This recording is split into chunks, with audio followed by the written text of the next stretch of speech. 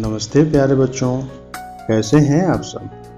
आशा है कि आप सभी बहुत अच्छे से होंगे। बच्चों, पिछले अंक में हमने अनुपात एवं समानुपात से संबंधित कुछ महत्वपूर्ण तथ्यों को जाना और अनुपात के प्रकार को देखा, समानुपात के प्रकार को देखा और अनुपात तथा समानुपात के प्रकारों को समझा।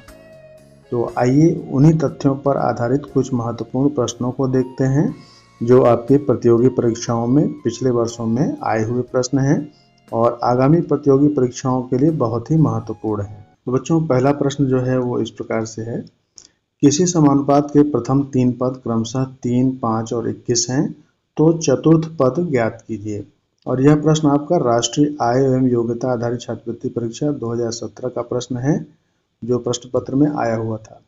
तो यहाँ पर हमें चौथा पद ज्ञात करना है, तो हम क्या कर लेते हैं, मान लेते हैं कि माना हमारा चौथा पद x था, माना चतुर्थ पद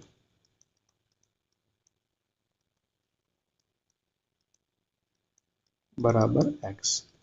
तो ये चारों राशि समानुपात में है, 3:5 समानुपाते 21:x होगा। तो यहाँ से हम समानुपात के प्रगुण का प्रयोग करेंगे, जिसमें हमने बताया था कि जब भी चार राशियाँ समानुपात में होती हैं तो बाह्य पदों का गुणनफल और मध्य पदों का गुणनफल आपस में बराबर होता है। तो यहाँ पर बाह्य पदों का गुणनफल क्या हो गया, बाह्य पदों का गुणनफल, ये हम ज्ञात कर लेंगे।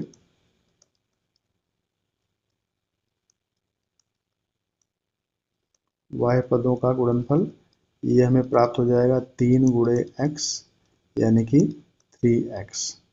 अब मध्य पदों का गुणनफल ज्ञात कर लें।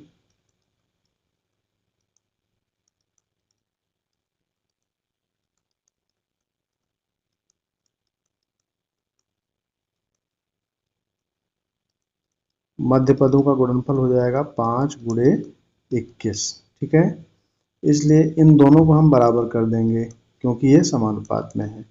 तो 3x बराबर 5 × 21 हो गया।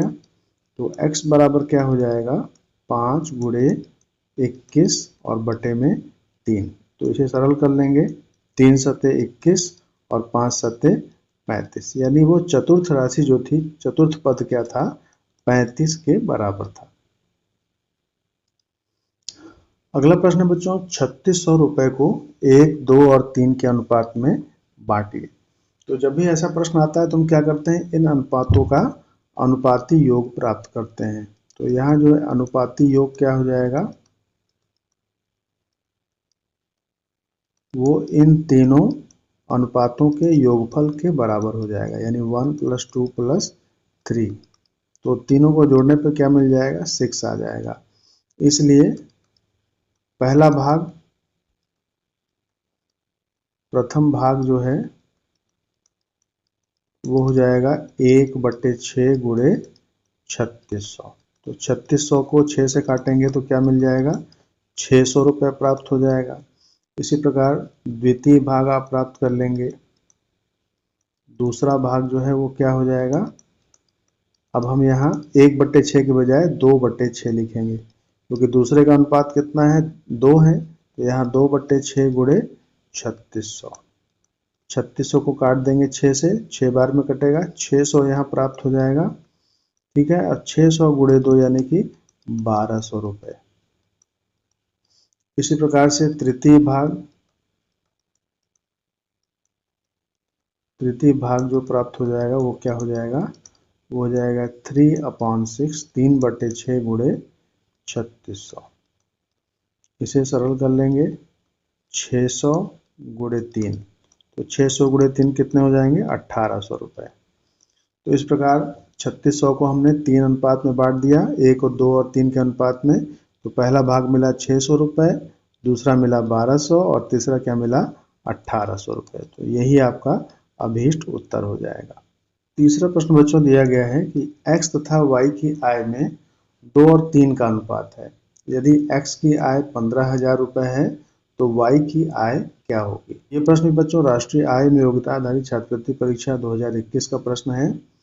तो यहाँ पर हमें x और y के आय में कितने का अनुपात दिया गया है, 2 और 3 का। तो हम मान लेते हैं कि माना x की आय, ये हम मान लेते हैं 2a के बराबर, तथा y की आय इसी अनुपात में क्या हो जाएगी,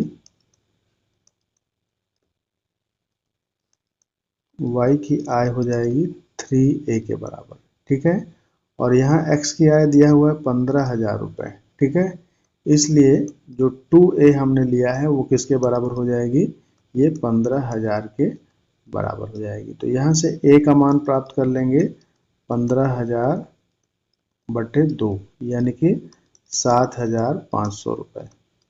तो इस प्रकार y की जो आय थी वो क्या हो जाएगी,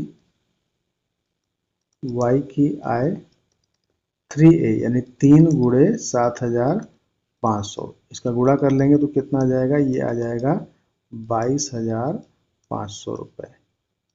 ठीक है, तो ये आपका अभीष्ट उत्तर हो गया 22,500 रुपये। तो बच्चों यहाँ अगला जो प्रश्न है वो इस प्रकार से है, एक घड़ी के घंटे और मिनट की सुइयों की गतियों का अनुपात क्या होगा।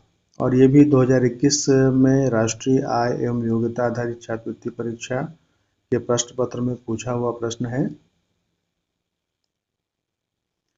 तो सबसे पहले तो हम ये जान लें कि घड़ी में 3 सुइयां हैं, घंटे, मिनट और सेकंड की सुई। घंटे वाली सुई जो है 1 घंटे पूरे करने में एक अंक से दूसरे अंक तक जाती है। तो एक अंक से दूसरे अंक तक जाने में उसे जो है 30 डिग्री का कोण वो बनाती है, 30 अंश का। और जो मिनट की सुई है वो एक चक्कर लगाने में 1 घंटा पूरा करती है, और उस समय में उसने कितना अंश का कोण बनाया, 360 अंश का कोण बनाया। तो इसी गति का हमें अनुपात ज्ञात करना है। ठीक है, तो घंटे की सुई द्वारा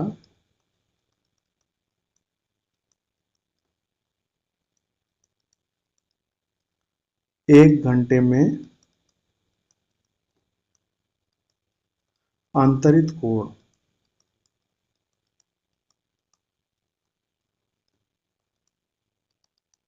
हमने बताया कितने अंश का कोण अंतरित करती है घंटे वाली सुई, 30 अंश का कोण अंतरित करती है। ठीक है, तथा मिनट की सुई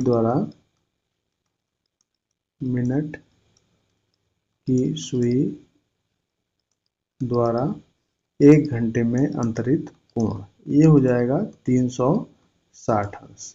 ठीक है, अब इनका अनुपात निकाल लेते हैं। इसलिए अनुपात जो होगा, इनकी गतियों का जो अनुपात प्राप्त होगा वो हो जाएगा 30 अंश बटे 360 अंश। तो जब इसे सरल करेंगे तो 1/12 हो जाएगा। ठीक है, तो गतियों का अनुपात क्या आ गया, 1/12 का अनुपात होगा, और यही आपका उत्तर हो गया। तो बच्चों यहाँ अगला प्रश्न है कि 1331 अनुपात 1728 का घनमूलानुपात क्या है।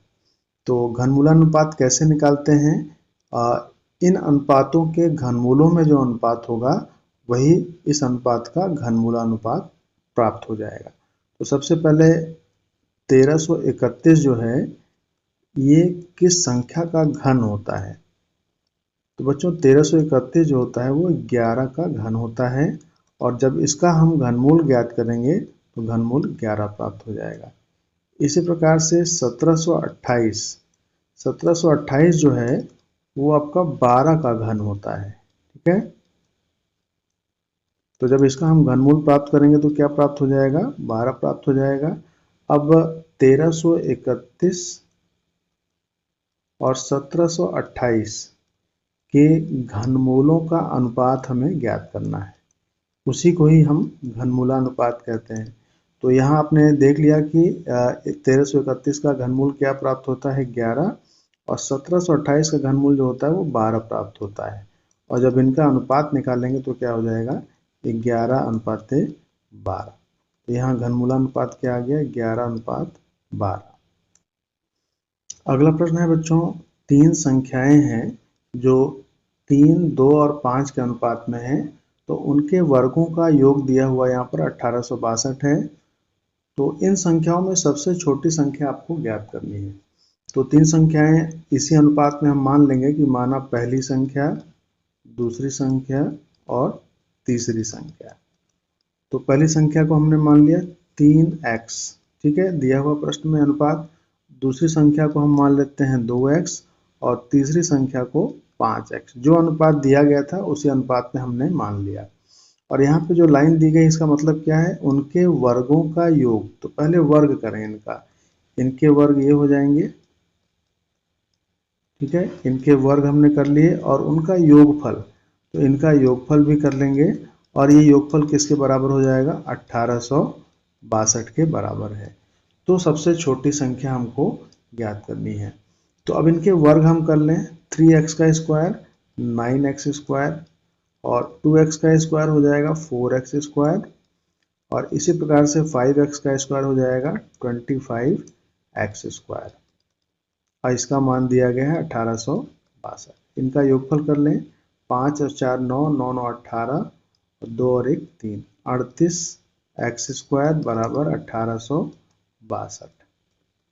तो यहाँ से हमें x स्क्वायर मिल जाएगा 1862 बटे 38। इसे सरल कर लेंगे, ये 19 बार में कटा और ये 931 बार में। तो x स्क्वायर 931 में 19 का भाग देंगे तो ये 49 मिल जाएगा, 49। तो यहाँ से आपको x मिल गया 49 का वर्गमूल, यानी कि 7 आ गया। x का मान हमें प्राप्त हो गया 7। अब सबसे छोटी संख्या ज्ञात करनी है। तो सबसे छोटी संख्या 3x, 2x और 5x में कौन सी होगी, 2x हो जाएगी, ठीक है। इसलिए सबसे छोटी संख्या क्या हो गई, सबसे छोटी संख्या ये हो जाएगी 2x, ठीक है, यानी कि 2 × 7 = 14। तो ये आपका अभीष्ट उत्तर हो गया। सबसे छोटी संख्या क्या थी, 14 14। हाँ बच्चों, अगला प्रश्न दिया गया है, प्रश्न संख्या 7 है। यदि 3 कारों की चाल 3, 4 और 5 के अनुपात में है तो उनके द्वारा एक ही दूरी तय करने के लिए गए समय का अनुपात ज्ञात कीजिए। तो यहाँ पर जो कारों की चाल है, ठीक है, पहली कार S1, दूसरी कार की चाल S2 और तीसरे कार की चाल S3 हमने मान लिया। और इसी अनुपात में मानना पड़ेगा जो अनुपात दिया गया है 3, 4, 5।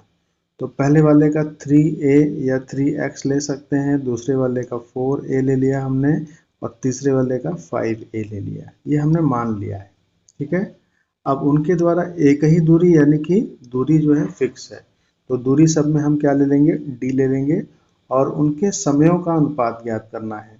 तो पहले का जो समय होगा वो समय t1 बराबर समय बराबर दूरी बट्टे 4। तो दूरी यहाँ पर क्या हो गई, d हो गई और चाल पहले का क्या हो गया, S1, ठीक है। t1 के लिए S1 यानी d/3a मिल जाएगा, ठीक है। अब t2 दूसरे वाले का समय निकालते हैं तो ये भी आपका d/S2 हो जाएगा, दूरी d और S2 का मान है 4a। t3 आप निकालेंगे तो क्या मिलेगा, d/S3 हो जाएगा, d और S3 क्या हो गया, 5a हो गया। अब यहाँ पर आप देख रहे हैं कि ये d/a सब में उभयनिष्ठ है, ठीक है। d/a अगर हम उभयनिष्ठ कर लें तो यहाँ बचता है 1/3। यहाँ भी d/a उभयनिष्ठ कर लें तो यहाँ 1/4 बचा और d/a यहाँ से निकाल लें तो यहाँ 1/5 बच गया, ठीक है। अब इसका 3, 4 और 5 का जो लसा होगा उससे हम इन तीनों संख्याओं में भाग दे देंगे, ठीक है। तो इनका लसा क्या हो जाएगा, 3, 4 और 5 का जो लसा होगा वो हो जाएगा 60, यानी कि 60। तो सब में अगर हम 60 से भाग देंगे तो ये आपका जो है d/a × 20 हो जाएगा। और यहाँ भी 60 से भाग देंगे तो d/a और 15 चौके 60 यानी 15 हो जाएगा।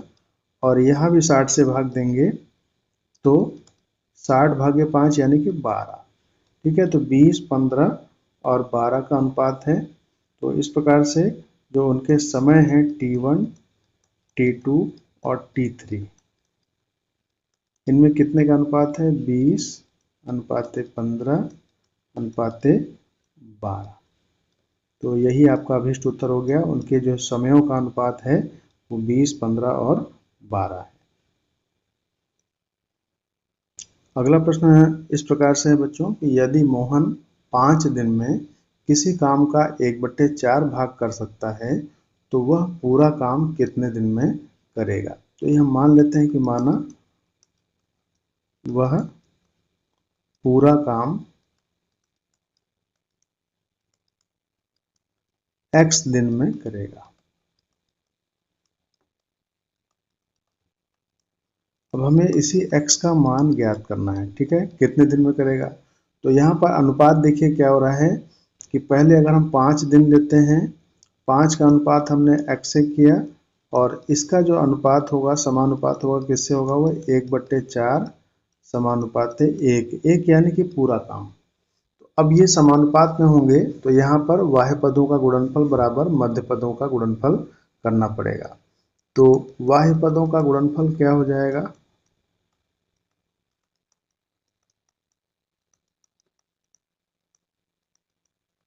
बाह्य पदों का गुणनफल, बाह्य पद क्या क्या है? एक 5 है और एक 1 है। तो 5 गुणे 1 आपको यहाँ पर मिल गया 5। और मध्य पदों